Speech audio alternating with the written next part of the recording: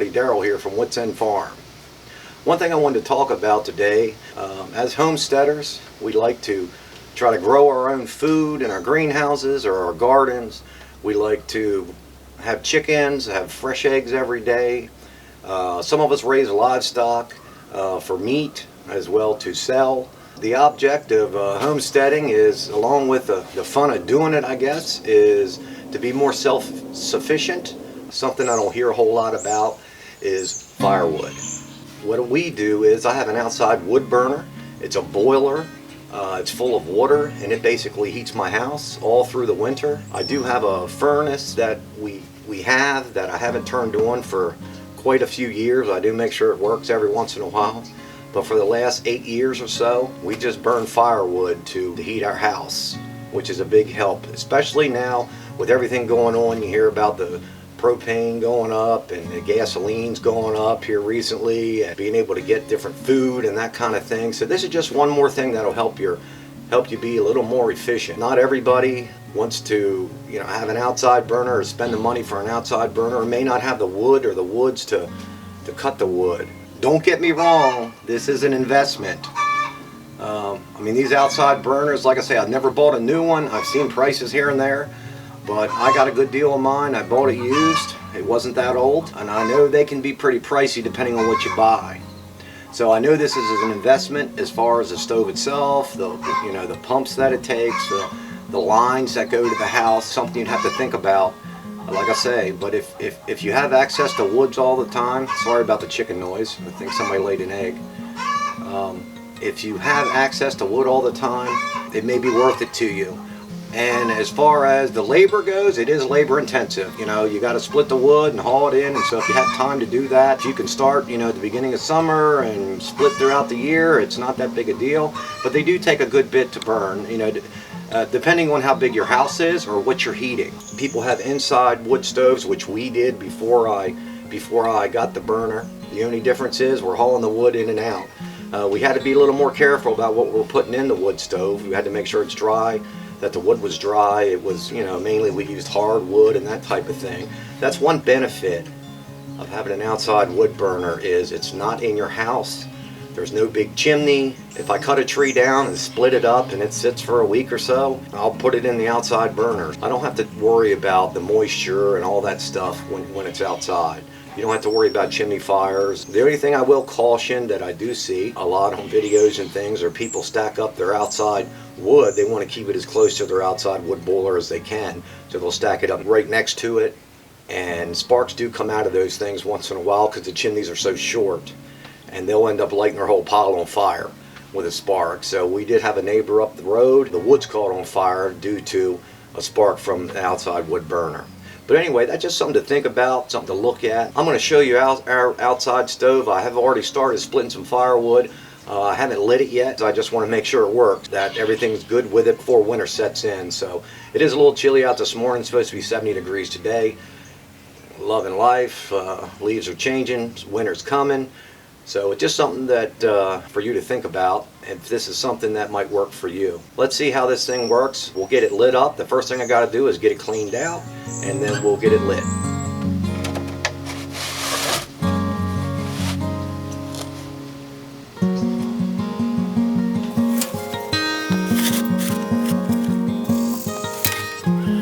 Now during the season, you would definitely not want to use a plastic shovel.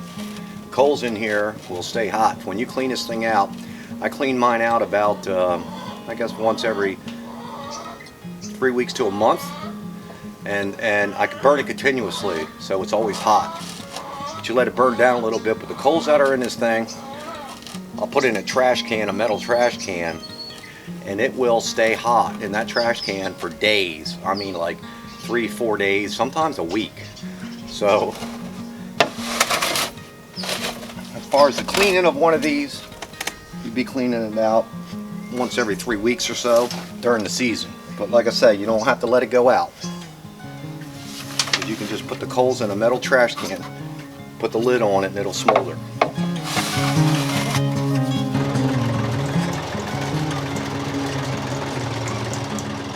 Alright, I'll try to show you on the inside. It's kind of dark in there. I hope you can see it. Basically, this is the firebox. It's about 4 foot to the back end, and I would say roughly 3.5 feet, 3 feet, 3.5 feet across. So I can put a pretty long log in here. The problem is you got to pick it up.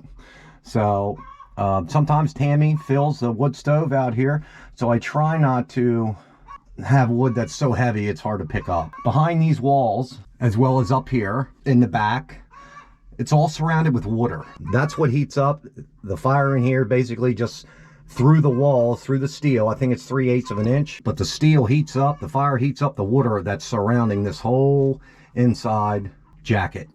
So we'll get some wood. I'll turn this thing on and we'll get it lit up. And then I'll explain to you a little bit on how it works. That build up a little bit to start the fire, and then I'll show you the process of how it works. Starting to go here now. And we'll also keep an eye on the temperature. It was 60 degrees. It's saying 61 now. But normally what I would do, get it going like this, and then I would close the door, hit the button, and then a fan kicks on and blows on the fire. I do have a previous video that kind of explained the wood stove, but I'll kind of go over it briefly with everybody, just so everybody understands. In the door here, there's a fan, and basically what that does is there's a hole underneath the door here where the air comes out, and when this door is shut, it blows directly on the fire. So right now the door's just open. I don't even have the stove. I have the stove powered on, but I don't have it set for the fan to come on yet. All right, well, the fire's going pretty good. You really don't have to sit there and wait with the door open to get it lit. Once you know it's going, you can shut the door and the fan will take over, and that will definitely get things going. So that's what I'll do now. I'll show you the control board there a little bit. As you can see right now, it's saying it's 63 degrees, so it's came up a couple degrees. Now what I'll do is, this thing has been off, so if I hit the reset button, which is right here, this will start the fan, and it'll probably be a little noisy because I'm right here next to the stove, but I'll go ahead and do that, and then I'm going to adjust the temperature. All right, just did that. The fan kicked on. So air's coming out of the bottom here of the door. That's going to actually blow on the fire, and it'll keep it going and get it roaring and make it hot. And like I say, it's right behind this cover is the fan. So we'll go ahead and shut the door.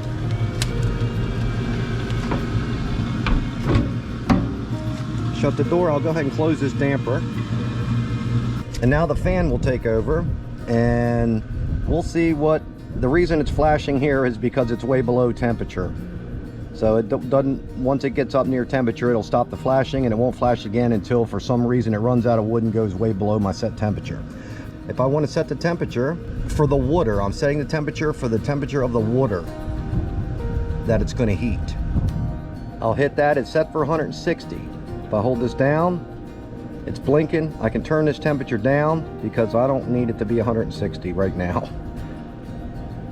I'll set it down to 130 or 140. We'll say 130. We'll say 130. Now it's set for 130. Now what'll happen is, now the water is 64 degrees. So when it reaches 130 degrees, the fan here in the door will shut off. And then this fireplace is airtight, and it'll just smolder, and it'll keep that water at 130 degrees. Now, when my house calls for heat, what it'll do is, the temperature will start to drop down. I set it for 10 degrees. So when the water temperature drops down to 10 degrees below what I have it set for, which would be if it's set for 130, if it drops down below 120 degrees, that fan will kick on again, bring it back up to 130. So that's how it basically works. So that's how it keeps the water around this stove at the correct temperature, is by this control board. My particular stove holds 225 gallons of water all around it. Some hold more, bigger stoves hold more, smaller stoves hold less, so it all depends on what you're heating.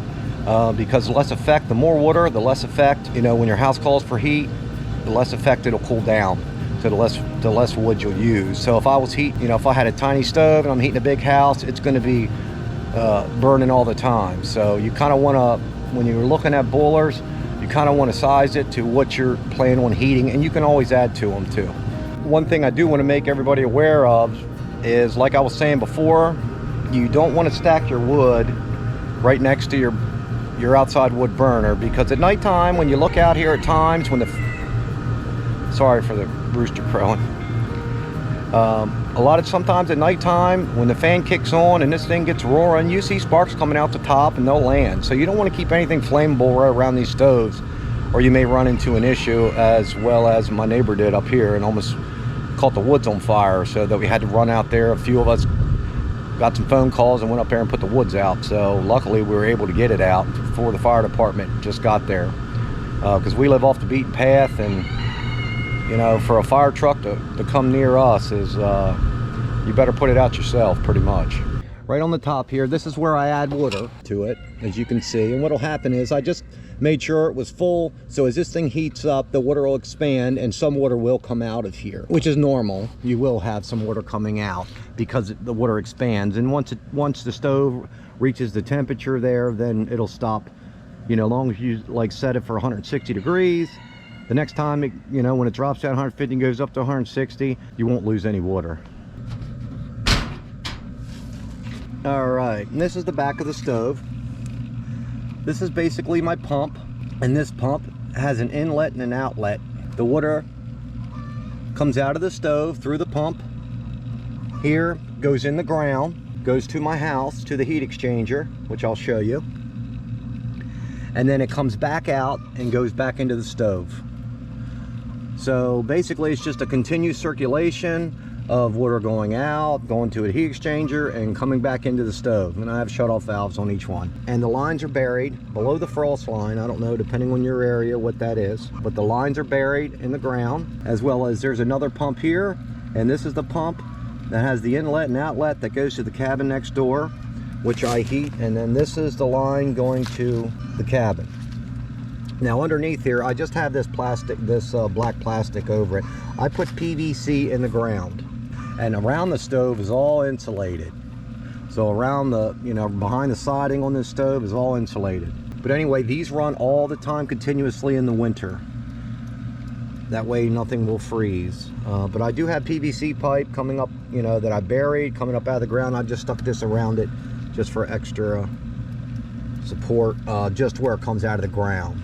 I used 1-inch PEX piping in the ground for the system. This is non-pressurized, so I'll just use hose clamps. Sometimes I use 2, sometimes I use 3. I used hose clamps for the lines, so you don't need the PEX fittings. You don't have to have them because there's no pressure here. You can just use hose clamps for your lines, or you can use PEX fittings, whichever you prefer. Let's see what temperature we're at now. It's like we're 75. Let me move away from this fan. If you're thinking about getting an outside wood boiler, one thing to think about is, like the one I have is steel.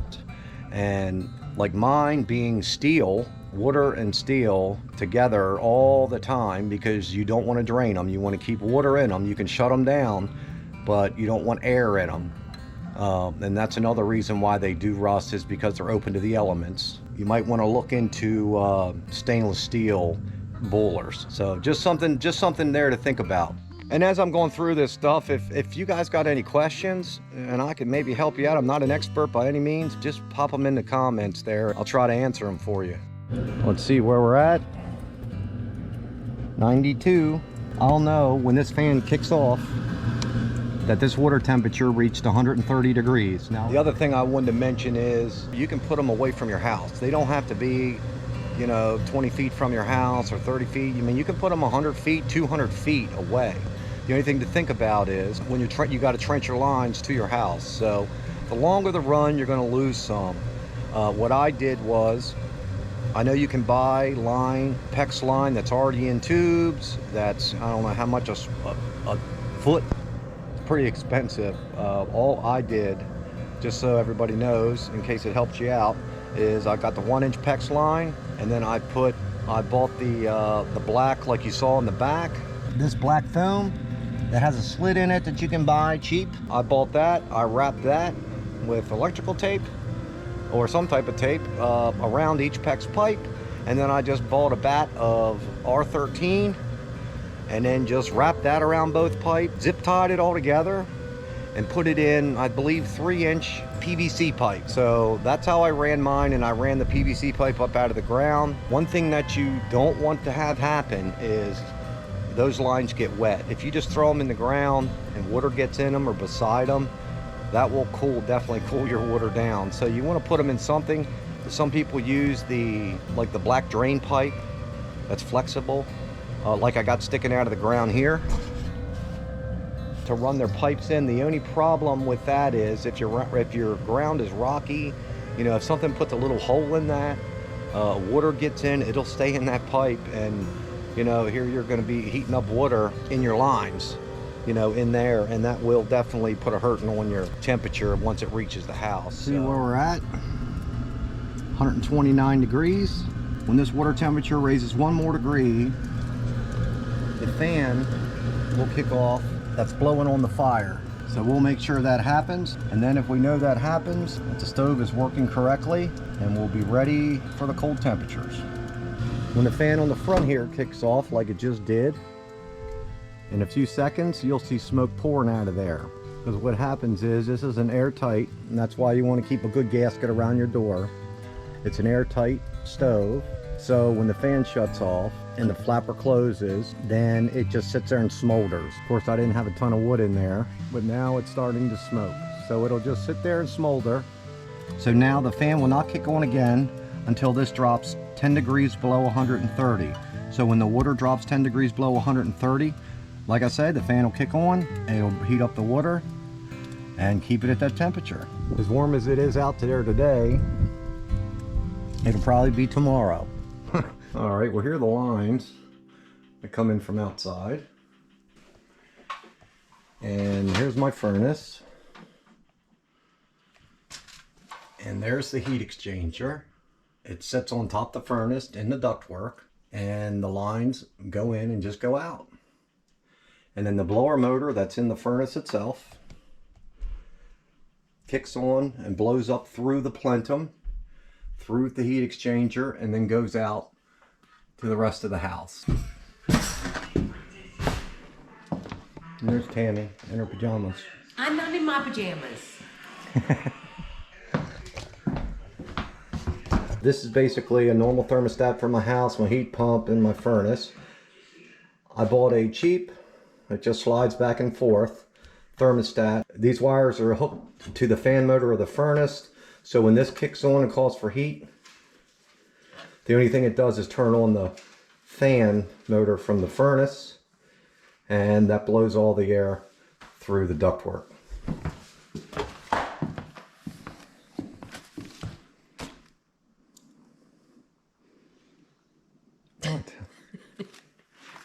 Anyway, I hope this helped anybody that was thinking about maybe getting one of these burners, or giving everybody something to think about. It's not for everybody. It is a lot of work. But if you have access to the wood and you're able to cut a bunch of firewood, then it might be something for you to look at. Now what I'm going to do is I'm going to go in and get some steaks, and I'm going to go ahead and hang them in here, and they can smoke all day. No, I'm just kidding.